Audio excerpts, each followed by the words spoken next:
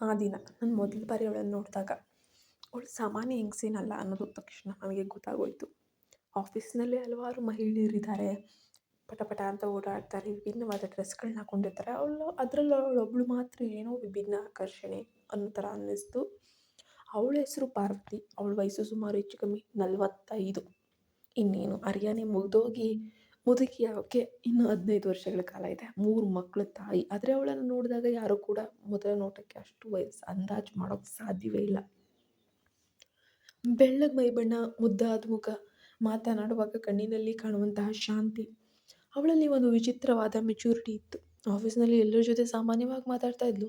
ಆದರೆ ನನ್ನ ಜೊತೆ ಮಾತನಾಡುವಾಗ ಏನೋ ಒಂದು ವಿಶೇಷ ಮೃದುತ್ವ ಕಾಣಿಸ್ತಾ ಇತ್ತು. ಮೊದಲಿಗೆ ಅದನ್ನು ನಾನು ಗಮನಿಸಲಿಲ್ಲ. ಆದರೆ ದಿನಗಳು ಕಳೆದು ಒಂದು ವಿಚಿತ್ರವಾದ ಸಂಗತಿ ನನ್ನ ಗಮನಕ್ಕೆ ಬರತೊಡಗಿದ್ವು. ನಾನು ಅವಳನ್ನು ಗಮನಿಸ್ತಾನೇ ಇದ್ದೆ. ಆದರೆ ಅದೇ ಸಮಯದಲ್ಲಿ ಅವಳು ಕೂಡ ನನ್ನನ್ನು ಗಮನಿಸ್ತಾ ಇದ್ದಾಳೆ ಅನ್ನೋದು ನನ್ನ ಅನುಭವಕ್ಕೆ ಬರ್ತಾ ಇತ್ತು. ಒಮ್ಮೆ ಕ್ಯಾಂಟೀನಲ್ಲಿ ಚಹಾ ಕುಡಿಯುತ್ತಿದ್ದಾಗ ಅವಳು ನನ್ನ ಎದುರು ಕುಳಿತುಕೊಂಡ್ಳು. ಆನಂದ್, ನೀನು ಯಾವಾಗಲೂ ಮೊಬೈಲ್ ನೋಡ್ತಾ ಇರ್ತೀಯಲ್ಲ, ಯಾಕೆ ಅಂತ. ಪುಸ್ತಕ ಓದುವ ಹವ್ಯಾಸ ಇಲ್ವಾ ನಿನಗೆ? ಅದನ್ನು ಅಭ್ಯಾಸ ಮಾಡ್ಕೋ ಅಂತ ಕೇಳಿದ್ಲು.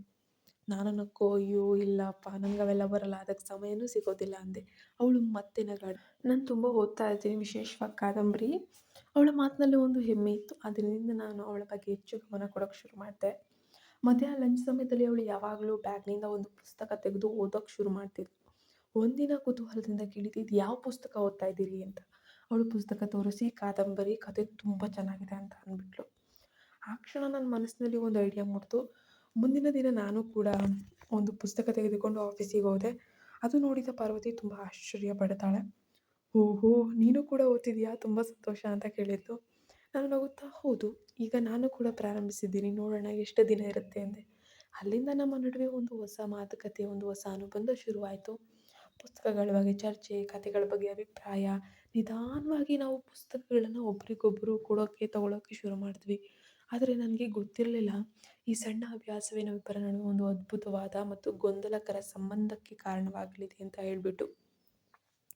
ಒಂದಿನ ಅವಳು ಕೊಟ್ಟಂಥ ಪುಸ್ತಕ ಓದ್ತಿದ್ದಾಗ ನನ್ನ ಮನಸ್ಸಿನಲ್ಲಿ ಒಂದು ವಿಚಿತ್ರವಾದ ಪ್ರಶ್ನೆ ಅನ್ನೋದು ಮೂಡೋಕ್ಕೆ ಶುರುವಾಯಿತು. ನಾನು ಅವಳನ್ನು ಇಷ್ಟು ಗಮನಿಸ್ತಿರುವುದು ಯಾಕೆ? ಅವಳು ನನಗಿಂತ ತುಂಬ ದೊಡ್ಡವಳು, ತುಂಬ ಸೀನಿಯರ್ ಆಗಿರ್ತಾಳೆ, ಮದುವೆ ಆಗಿದೆ, 3 ಜನ ಮಕ್ಕಳಿದ್ದಾರೆ. ಅವಳು ಕೇವಲ ಸಹೋದ್ಯೋಗಿ ಅಷ್ಟೇ ಅಲ್ವೇ? ಆದರೆ ಯಾವಾಗ ಅವಳು ನನ್ನ ಬಳಿ ಬರ್ತಾಳೋ, ಅವಳು ಹತ್ತಿರದಿಂದ ಬರೋ ಒಂದು ವಿಚಿತ್ರವಾದ ಸುಗಂಧ, ಅವಳು ಯೂಸ್ ಮಾಡುವಂಥ ಪರ್ಫ್ಯೂಮ್, ಅವಳ ನಗು, ಅವಳ ಕಣ್ಣಿನಲ್ಲಿ ಕಾಣುವ ಮೃದುತ್ವ, ಅವಳ ಒಂದು ನಯ ನಾಜೂಕು ನೋಟ, ಇದೆಲ್ಲವೂ ಕೂಡ ನನ್ನ ಮನಸ್ಸನ್ನು ಅಜ್ಞಾತವಾಗಿ ಸೆಳೀತಾ ಇದೆ. ಆ ದಿನ ಸಂಜೆ ಆಫೀಸ್ ಮುಗಿಯುವಾಗ ಅವಳು ನನ್ನ ಬಳಿ ಬಂದು ನಿಧಾನವಾಗಿ ಕೇಳಿದ್ಲು, ಆನಂದ್, ನಿನ್ನ ಬಳಿ ಇನ್ನೂ ಯಾವುದಾದ್ರೂ ಒಂದು ಒಳ್ಳೆಯ ಕತೆ ಪುಸ್ತಕ ಇದೆಯಾ ಅಂತ. ನಾನು ಕ್ಷಣಕಾಲ ಅವಳ ಕಣ್ಣನ್ನೇ ನೋಡಿದೆ. ಆ ಕಣ್ಣಲ್ಲಿ ಇನ್ನೂ ಏನೋ ಒಂದು ರೀತಿಯ ಕುತೂಹಲ ಇತ್ತು. ನಾನು ನಗುತ್ತಾ, ಹಾಂ, ಇದೆ, ನಾಳೆ ತಂದು ಕೊಡ್ತೀನಿ ಬಿಡಿ ಅಂದೆ. ಅವಳು ತಲೆ ಅಲ್ಲಾಡಿಸ್ಬಿಟ್ಟು ಅಲ್ಲಿಂದ ಹೊರಟಳು. ಆದರೆ ಆ ಕ್ಷಣ ನನಗೆ ತಿಳಿಲಿಲ್ಲ, ನಾನು ಅವಳಿಗೆ ಕೊಡಲಿರುವಂತಹ ಪುಸ್ತಕಗಳು ನಮ್ಮಿಬ್ಬರ ಜೀವನದಲ್ಲಿ ಎಂತಹ ವಿಚಿತ್ರ ತಿರುವನ್ನು ತರಲಿದೆ ಅಂತ ಹೇಳಿಬಿಟ್ಟು. ಮುಂದಿನ ದಿನ ನಾನು ಆಫೀಸಿಗೆ ಒಂದು ಪುಸ್ತಕವನ್ನು ತೆಗೆದುಕೊಂಡು ಹೋಗ್ತೀನಿ. ಖಂಡಿತ ಸಾಮಾನ್ಯ ಕಥೆ ಪುಸ್ತಕ ಅಲ್ವೇ ಅಲ್ಲ ಅದು. ಸ್ವಲ್ಪ ಧೈರ್ಯವಾದ ವಿಷಯಗಳಿರುವಂಥ ಕಾದಂಬರಿ. ನನಗೆ ಏಕೆ ಅಂತ ಗೊತ್ತಿಲ್ಲ, ಆದರೆ ಪಾರ್ವತಿ ಆ ಪುಸ್ತಕ ಓದಿದರೆ ಅವಳ ಪ್ರತಿಕ್ರಿಯೆ ಹೇಗಿರ್ತದೆ ಅನ್ನೋ ಕುತೂಹಲ ಯಾಕೋ ನನಗೆ ಬಹಳವಾಗಿ ಅತಿಯಾಗಿ ಹೆಚ್ಚಾಗ್ಬಿಡ್ತು. ಮಧ್ಯಾಹ್ನ ಲಂಚ್ ಸಮಯದಲ್ಲಿ ಅವಳು ಮತ್ತೆ ಪುಸ್ತಕ ತೆಗೆದು ಓದ್ತಿದ್ದಾಳೆ. ನಾನು ಅವಳ ಟೇಬಲ್ ಹತ್ರ ಹೋಗಿ ನಿಂತ್ಕೊಂಡೆ. ಪಾರ್ವತಿ, ಒಂದು ಪುಸ್ತಕ ತಂದಿದ್ದೇನೆ, ಓದ್ತೀರಾ ಅಂತ ಕೇಳಿದೆ. ಅವಳು ಕುತೂಹಲದಿಂದ ನನ್ನ ಕೈಯಲ್ಲಿದ್ದ ಪುಸ್ತಕವನ್ನು ನೋಡಿದ್ಲು. ಯಾವ ಕತೆ ರೀ ಇದು ಅಂತ ಕೇಳಿದ್ಲು. ಕಾದಂಬರಿ, ಸ್ವಲ್ಪ ವಿಭಿನ್ನವಾದ ಕತೆ, ಡಿಫ್ರೆಂಟ್ ಆಗಿರುತ್ತೆ ಅಂತ ನಕ್ಕು ಹೇಳಿದ್ದೆ. ಅವಳು ಕ್ಷಣಕಾಲ ನನ್ನ ಮುಖವನ್ನೇ ನೋಡ್ತಾ ಇದ್ಲು. ನಂತರ ನಿಧಾನವಾಗಿ ಕೈಚಾಚಿ ಪುಸ್ತಕವನ್ನು ತೆಗೆದುಕೊಂಡ್ಳು. ಸರಿ, ಓದ್ತೇನೆ ಎಂದ್ಳು. ಆ ಕ್ಷಣ ನನಗೆ ಏನೋ ಒಂದು ವಿಚಿತ್ರವಾದ ಸಂತೋಷ ಆಯಿತು. ನನಗೇನೋ ಸಿಗುತ್ತೆ ಅನ್ನಿಸ್ತು. ಆ ದಿನ ಸಂಜೆ ಅವಳು ಪುಸ್ತಕವನ್ನು ಬ್ಯಾಗ್ನಲ್ಲಿ ಇಟ್ಕೊಂಡು ಮನೆಗೆ ಹೊರಟಳು. ಮುಂದಿನ ದಿನ ಬೆಳಗ್ಗೆ ಅವಳು ಆಫೀಸಿಗೆ ಬಂದಾಗ ಏನೋ ಒಂದು ರೀತಿಯ ಬದಲಾವಣೆ ಅನ್ನೋದು ಕಾಣಿಸ್ತು. ಸಾಮಾನ್ಯವಾಗಿ ತುಂಬ ಫ್ರೆಶ್ ಆಗಿ ಕಾಣುವ ಪಾರ್ವತಿ ಆ ದಿನ ಸ್ವಲ್ಪ ಸುಸ್ತಾಗಿರುವಂತೆ, ಏನೋ ಕಳ್ಕೊಂಡವಳಂತೆ ಕಾಣ್ತಾ ಇದ್ಲು. ಅವಳ ಕಣ್ಣುಗಳು ತುಂಬ ಕೆಂಪಗಾಗಿದ್ವು. ನಾನು ತಕ್ಷಣ ಕೇಳಿದೆ, ಏನು ಪಾರ್ವತಿ, ನೀನು ನಿದ್ರೆ ಆಗಲಿಲ್ವಾ? ಅವಳು ತಕ್ಷಣ ಮುಖ ತಿರುಗಿಸ್ಕೊಂಡ್ಳು. ಏನಿಲ್ಲ, ಸ್ವಲ್ಪ ಕೆಲಸ ಆಯಿತು ಅಂದ್ಲು. ಆದರೆ ಅವಳ ಮುಖ ನೋಡಿದಾಗ ಅದು ನಿಜ ಅಲ್ಲ ಅನ್ನೋದು ನನಗೆ ಗೊತ್ತಾಯಿತು. ಅವಳು ಏನು ಹೇಳ್ತಿದ್ದಾಳೆ ಅನ್ನೋದೇ ನನಗೆ ಅರ್ಥ ಆಗಲಿಲ್ಲ. ನಿಧಾನವಾಗಿ ಕೇಳಿದೆ, "ಪುಸ್ತಕ ಓದಿದ್ರಾ?" ಅವಳು ತಕ್ಷಣ ಉತ್ತರ ಕೊಡಲಿಲ್ಲ. ಕೆಲವು ಕ್ಷಣ ಮೌನವಾಗಿ ಕುಳಿತುಕೊಂಡ್ಬಿಟ್ಲು. ನಂತರ ತಲೆ ತಗ್ಗಿಸಿ, "ಹ್ಞೂ, ಓದಿದೆ" ಅಂದ್ಲು. "ಹೇಗಿತ್ತು ಕತೆ?" ಅಂತ ಕೇಳಿದೆ. ಅವಳು ಮತ್ತೆ ಮೌನವಾಗಿಬಿಟ್ಲು. ಆ ಕ್ಷಣ ಅವಳ ಮುಖದಲ್ಲಿ ಕಂಡ ನಾಚಿಕೆನೋ ಅದೆಂಥದ್ದೋ ನನ್ನ ಮನಸ್ಸಿನ ಒಂದು ವಿಚಿತ್ರ ಉತ್ಸಾಹವನ್ನು ಹುಟ್ಟಿಸ್ಬಿಡ್ತು.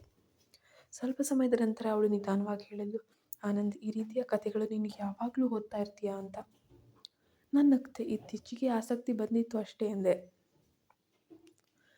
ಅವಳು ನನ್ನ ಕಡೆ ಕೆಲವು ಕ್ಷಣ ವಿಚಿತ್ರವಾಗಿ ನೋಡಿದ್ಲು. ಆ ನೋಟದಲ್ಲಿ ಏನೋ ಪ್ರಶ್ನೆ ಇತ್ತು. ಆ ದಿನ ಆಫೀಸ್ ಮುಗಿಯುವಾಗ ಅವಳು ಅಚಾನಕ್ಕಾಗಿ ನನ್ನ ಬಳಿ ಬಂದು ಕೇಳಿದ್ಲು, "ಆನಂದ್, ಆ ಪುಸ್ತಕ ಇನ್ನು ಕೆಲವು ದಿನ ನನ್ನಲ್ಲೇ ಇರಲಿ." ನನಗೆ ಸ್ವಲ್ಪ ಆಶ್ಚರ್ಯ ಆಯಿತು. "ಹೌದು, ಇರಲಿ" ಎಂದೆ. ನಂತರ ನಾನು ಬ್ಯಾಗ್ನಿಂದ ಇನ್ನೂ 2 ಪುಸ್ತಕ ತೆಗೆದು ಅವಳ ಕೈಗೆ ಕೊಟ್ಟೆ. "ಇದನ್ನು ಓದಿ, ಕತೆ ಇನ್ನೂ ಇಂಟ್ರೆಸ್ಟಿಂಗ್, ಡಿಫ್ರೆಂಟ್ ಆಗಿರುತ್ತೆ" ಎಂದೆ. ಅವಳು ನಕ್ಕದ್ಲು. ಆ ನಗು ಸಾಮಾನ್ಯ ನಗು ಅಲ್ಲ. "ಆನಂದ್, ನೀನು ನನ್ನನ್ನು ಖಂಡಿತ ಹಾಳು ಮಾಡ್ತಿದ್ದೀಯಾ" ಅಂತ ಹೇಳಿಬಿಟ್ಲು. ಆ ಮಾತು ಕೇಳಿ ನನ್ನ ಹೃದಯ ಜೋರಾಗಿ ಬಡಿಯೋಕೆ, ಹೊಡೆದುಕೊಳ್ಳೋಕೆ ಶುರುವಾಯಿತು. ಅವಳು ಪುಸ್ತಕಗಳನ್ನು ಹಿಡಿದು ನಿಧಾನವಾಗಿ ಹೊರಟಳು. ನಾನು ಅಲ್ಲೇ ನಿಂತಿದ್ದೆ. ಆ ಕ್ಷಣದಲ್ಲಿ ನನಗೆ ಒಂದೇ ಒಂದು ಆಲೋಚನೆ ಬರ್ತಾನೆ ಇತ್ತು. ಪಾರ್ವತಿಯ ಮನಸ್ಸಿನಲ್ಲಿ ಏನೋ ಒಂದು ಬದಲಾವಣೆ ಆಗ್ತಾ ಇದೆ ಅನ್ನೋದು. ಆದರೆ ಅದು ಯಾವ ದಿಕ್ಕಿಗೆ ಹೋಗ್ತದೆ ಅನ್ನೋದು ನನಗೆ ನಿಜವಾಗ್ಲೂ ಇನ್ನೂ ಗೊತ್ತಿರಲಿಲ್ಲ. ಮುಂದಿನ ದಿನ ಒಂದು ವಿಚಿತ್ರವಾದ ಘಟನೆ ಅನ್ನೋದು ನಡೆಯುತ್ತೆ.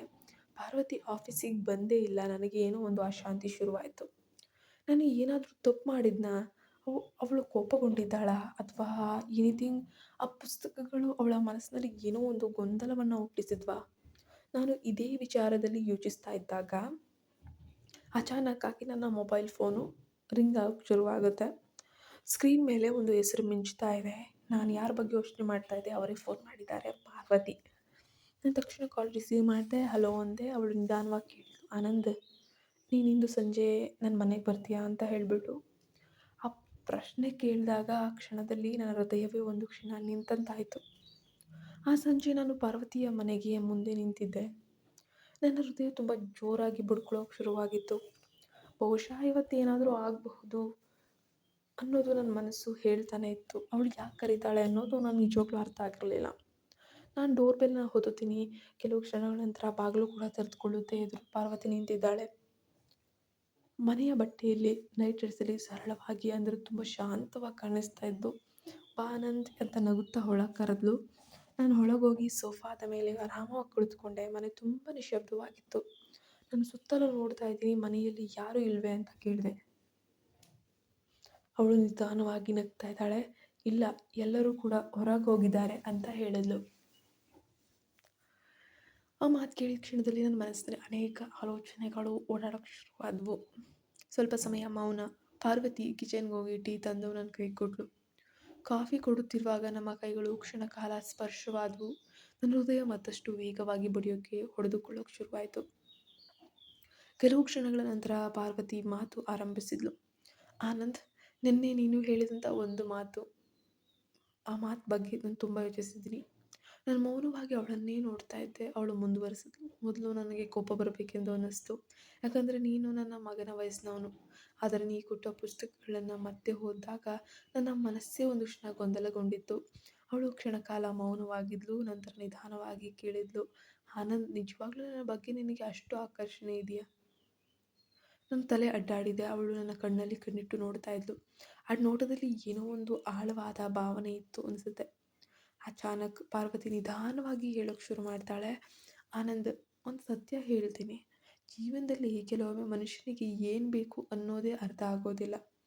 ಅವನಿಗೆ ಏನೇ ಸಿಕ್ಕಿದ್ರೂ ಕೂಡ ಸ್ಯಾಟಿಸ್ಫ್ಯಾಕ್ಷನ್ ಅನ್ನೋದು ಸಿಗೋದು ಕಷ್ಟ ಇದೆ." ನಾನು ಇನ್ನೂ ಮೌನವಾಗಿದ್ದೆ. ಅವಳು ಸೋಫಾದಿಂದ ಎದ್ದು ನನ್ನ ಹತ್ತಿರ ಬಂದು ನಿಂತಳು. "ನೀನು ನನ್ನ ಕಡೆ ನೋಡುತ್ತಿರುವ ರೀತಿಯನ್ನು ನಾನು ಹಲವು ದಿನಗಳಿಂದ ಗಮನಿಸ್ತಾ ಇದ್ದೀನಿ. ಯಾಕಂದರೆ ನಾನು ನಿನಗಿಂತ ವಯಸ್ಸಲ್ಲಿ ದೊಡ್ಡವಳು, ನಿನಗಿಂತ ಹೆಚ್ಚು ಅನುಭವ ಇದೆ." ಅವಳು ತನ್ನ ತಲೆಯ ಮೇಲೆ ನಿಧಾನವಾಗಿ ಕೈ ಇಟ್ಲು. ಆ ಕ್ಷಣದಲ್ಲಿ ನನಗೆ ಒಂದು ವಿಚಿತ್ರವಾದ ಶಾಂತಿ ಅನ್ನಿಸ್ತು. ನಂತರ ಅವಳು ನಗುತ್ತಾ ಹೇಳಿದ್ಲು, "ಆನಂದ್, ನಿನ್ನ ಕಣ್ಣಲ್ಲಿ ನಾನು ಏನು ನೋಡ್ತಿದ್ದೇನೆ ಗೊತ್ತಾ?" ನಾನು ಏನೂ ಹೇಳಲಿಲ್ಲ. ಅವಳು ನಿಧಾನವಾಗಿ ಹೇಳಿದ್ಲು, "ಕೇವಲ ಆಕರ್ಷಣೆಯಲ್ಲ, ಒಂದು ರೀತಿಯ ಆಧಾರ ಹುಡುಕುತ್ತಿರುವಂತಹ ಮನಸ್ಸು" ಅಂತ ಅಂದ್ಲು. ಆ ಮಾತು ಕೇಳಿದ ಕ್ಷಣದಲ್ಲೇ ನಾನು ಮೌನವಾಗಿಬಿಟ್ಟೆ.